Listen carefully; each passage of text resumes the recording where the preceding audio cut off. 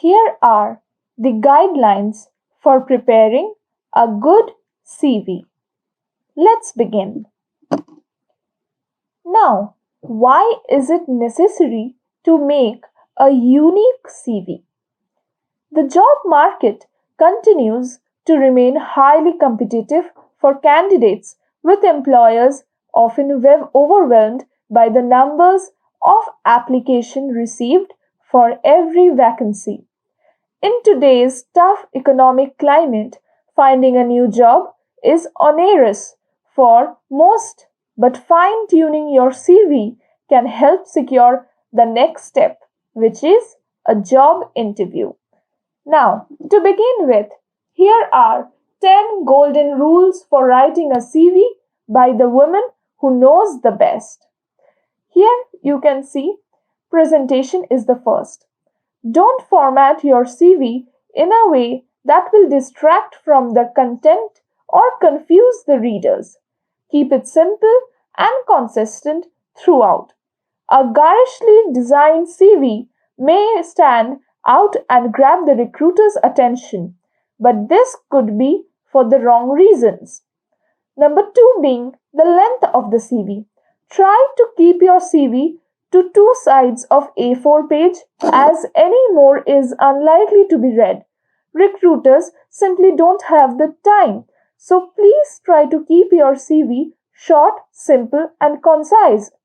This is tough, but if you have had an extensive career history, so try limiting the amount you write on your earlier positions to key achievements. Employers tend to be more interested in your most recent and relevant career history. Try to keep those key achievements in highlighted points. Now, the next is tailor your CV, but not just covering your cover letter only. Here, it is important to tailor your curriculum vitae to the job you are applying for and not just the covering letter.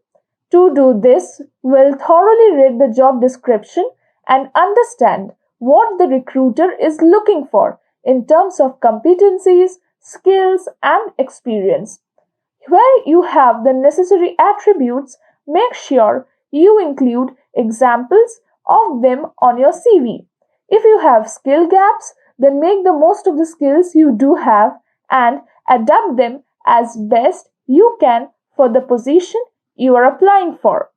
Next is start your CV with a personal profile. This should be a short paragraph at the beginning of your CV that covers the key skills and experiences you have. In the prior presentations, we have learnt about CV objectives and CV summary, which we are actually talking about in this slides. Perhaps the industries you have worked in and what you are looking for from your next role. This can be tough to write but can be far more effective than a lengthy covering letter. A smart candidate will tailor this for each different role they apply for. Next is career history. Write your career history in a chronological order, starting with the most recent role that include dates. Identify the key skills and experiences you have had in each of the jobs you have held and summarize this starting with what you think would be the most relevant to the recruiter. The next is achievements. Include your achievements in different posts that you have had. If you are invited to an interview, make sure you are ready to talk about them in details. This will create an impact to the recruiter and they will actually appreciate your achievements. The next is address career gaps. It is better to address a recent lengthy career gap than have a leaving questionable hole in the chronology of your CV. If you have had a year off to go traveling or time to raise your family, then detail this in your CV. Believe me, it will cause no harm. Rather, it will provide a clarity to your CV.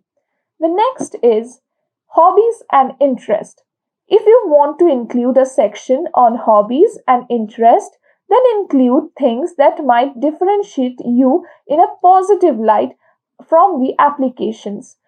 Avoid the obvious as it won't add anything to your application.